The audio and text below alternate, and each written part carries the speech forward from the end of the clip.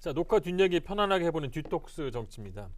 제가 댓글을 굉장히 꼼꼼하게 보는 편인데 요즘 많이 올라오는 질문이 두 분이 너무 친해 보인다. 자, 그래서 소위 깐부가 아니냐. 그래서 얼마나 친하세요? 통화 자주 하세요? 자주 하죠. 네. 제가 이제 당에 대해서 물어보고. 친하죠. 네. 네네. 제가 인간적으로도 많이 의존하고 예. 뭐 모르는 거 있으면 많이 네. 여쭤보고 통화를 그러죠. 자주 해요. 거의. 제가 이제 말씀드리면 처음에 하실 때 별로 안 친했는데요. 저희 하면서 좀 많이 친해지신 것 같고요. 처음에는 처음부터 전 친했는데 경계하셨죠? 아니 안 친해하더라고 저를. 예. 난 처음부터 친했어요. 그럴 수 있어요. 예. 얼굴도 넉대대하고 사람 좋아 보여. 총리 오늘 그 지명 관해서 이제 얘기를 했는데요.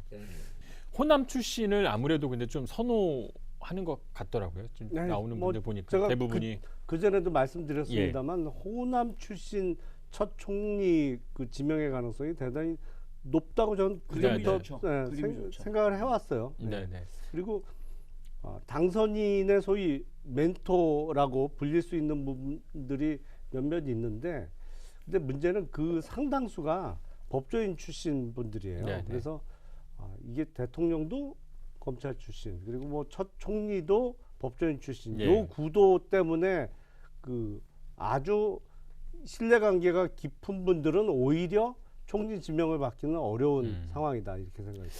그 한덕수 총리는 국무조정실장서부터 올라간 케이스죠.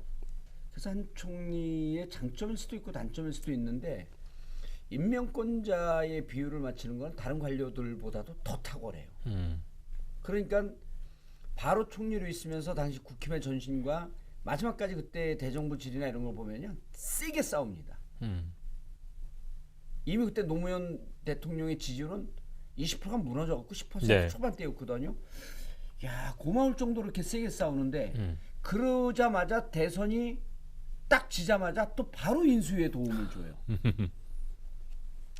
어찌 보면 국가로서는 도움이 되지만 예를 들었고 대통령이 전체 국정에 대해서 좀 전문성이 없고 예스맨들만 포진하고 있는 청와대가 된다든지 그런 강요들로 꾸려진다라든지 하게 되면 이게 누군가는 그렇지 않습니다라고 노를 얘기해 줄 사람이 있어야 되거든요. 그게 총리가 가장 적임자 중에 하나 항상 네. 대통령에 붙어 있으니까. 근데 노를 얘기하기에는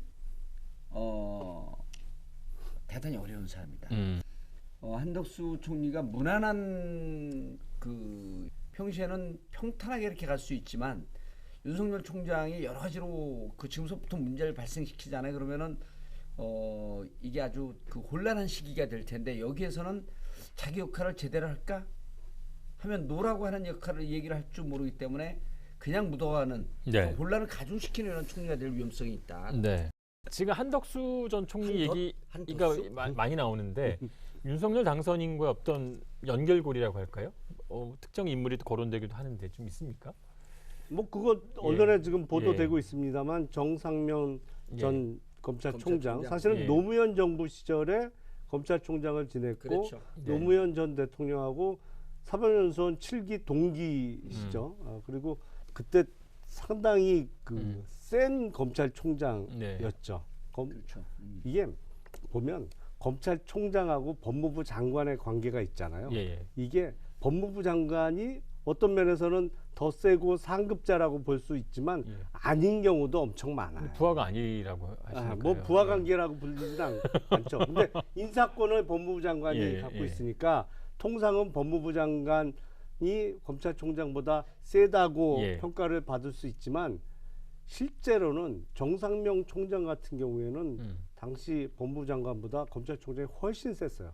왜냐하면 여기는 노무현 당시 대통령하고 뭐 인간적으로도 친하고 뭐 이게 여러 인연이 겹쳐 있는 경우라 아주 실세 검찰총장이었거든요. 근데 지금 윤석열 당선인하고는 워낙 깊은 인연이라 제가 알기로는 초임 검사 때 부장이었고 아마 대구지검에서 첫 인연을 맺었을 거예요. 그리고 나중에 결혼식 주례도 정상면 총장이 보셨고 그 이후에도 자주 연락을 주고 받으면서 이렇게 멘토 멘티 관계라고 볼 수 있죠.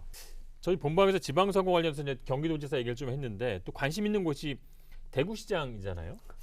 많은 분들이 질문합니다. 홍준표 의원은 왜 대구시장에 나오려고 하는 건가? 아니 그러니까 대선도 도전을 계속 하셨고 경남지사도 하셨고 할 거 다 하신 거잖아요. 근데 대구까지 당 가서 대표도 2번이나 하셨고. 예. 근데 당에 있으면요. 윤석열 대통령 체제에서 강요가 될 수도 없고요. 네. 당 대표를 2번 했는데 당 대표에 도전할 수도 없고. 예. 그러면 그냥 조용한 국회의원으로 있어야 되는데 성격이 또 조용한 국회의원은 못 있고. 그럼 뭔가 또 와신 상담하면서 차기를 또 노리고 있거든요. 지금 이번에 무척 억울하다고 보는 게 신천지 그 신도들이 가입해서 당원들이 대대적으로 뭐 10만 명, 13만 명 이렇게 돼갖고 거기서 졌다는 생각을 본인은 강하게 갖고 있어요. 예. 저도 그렇게 믿고 있고. 그럼 이게 불공정 경쟁이 된 거거든요. 그럼 여기서 와신 상담 다시 한번 반격할 수 있는 길을 모색하기 위해서는 중앙에 있으면 죽을 위험성이 높죠. 제가 보기에는 무슨 카드도 잡혀 있을 거로 보이는데. 대선에 한 번 더 도전을 한 위해서 번 더 도전을 위해서 변방의 영주로 있다가 예. 다시 중앙의 권력을 그 노리는 그러한 수순 아닌가. 그것도 임기도 딱 맞으니까 저는 그렇게 네. 보입니다. 요번에 지방선거에 광역단체장으로 당선되는 분들이 그 타이밍이 아주 좋아요. 타이밍이 좋죠. 네. 2022년에 당선돼서 4년 임기를 마치면 26년에 끝나잖아요. 네. 그리고 바로 대선이죠. 그 다음에 대선이기 네. 때문에 예. 임기를 딱 마치고 한 1년이 채 안 되는 기간 이게 준비하기에는 충분하고 또 너무 길면 심 네. 빠지거든요. 근데 네.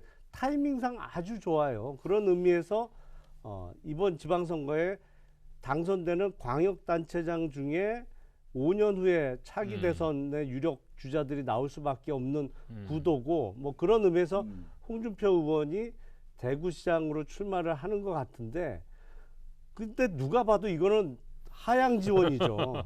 이미 예. 대선 출마도 했었고 당대표도 2번을 했었고 국회의원도 아주 다선의 예. 중진 의원인데 대구시장을 나간다.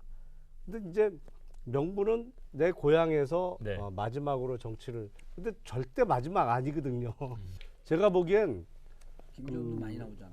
김재원 후보와 홍준표 의원 간의 당내 경선에서 가장 큰 변수는 박근혜 전 대통령이에요. 근데 유영하 변호사가 그러니까 유영하 유영하 변호사가 출마를 하면 제가 보기엔 무조건 되지. 홍준표 의원이 경선이나 여기서 승리할 가능성이 높아요. 한방에 나눠 먹어야 네, 돼. 네, 네. 그래서 유영하 변호사가 만약에 출마를 안 하고 예. 박근혜 전 대통령이 김재원 전 의원한테 힘을 실어준다.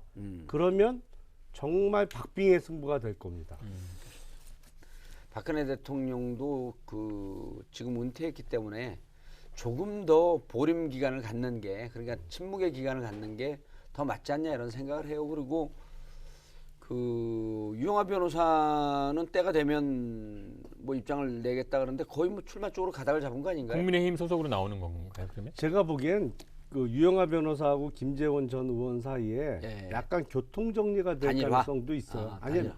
그런 단일화보다도 홍준표 전 의원이 만에 하나 대구시장 후보가 되면 거기 또 보궐선거가 생기잖아요. 거기로 그런 가고 식으로 뭐 조금 교통 정리를 할 가능성도 있어 보여요. 그러면 유영하나 그 김재원 둘 중에 여론조사나 이런 걸 하고 단일화하고 나머지는 홍준표 쪽으로 간다.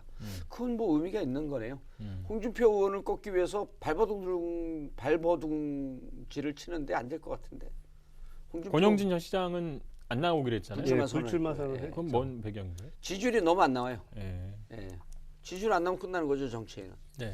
그리고 그 대구 같은 그 국민의힘이 강세를 보이는 지역에서 물론 삼선. 서울의 서초구나 강남구도 마찬가지입니다만 원래 그 전에는 3선은 안 줬거든요. 맞아요. 예. 왜냐면 그건 개인이 잘해서 뭐 계속 네. 당선되는 게 아니잖아요. 네. 그런 의미에서 권영진 시장도 이미 재선까지 했고 본인이 이제 국회로 돌아오던 아니면 다른 선택을 하든 네. 뭐 불출마 선언을 하고 앞으로 다른 정치적 모색을 하기로 한 건 잘한 선택 같아요. 네. 오늘 수고하셨습니다.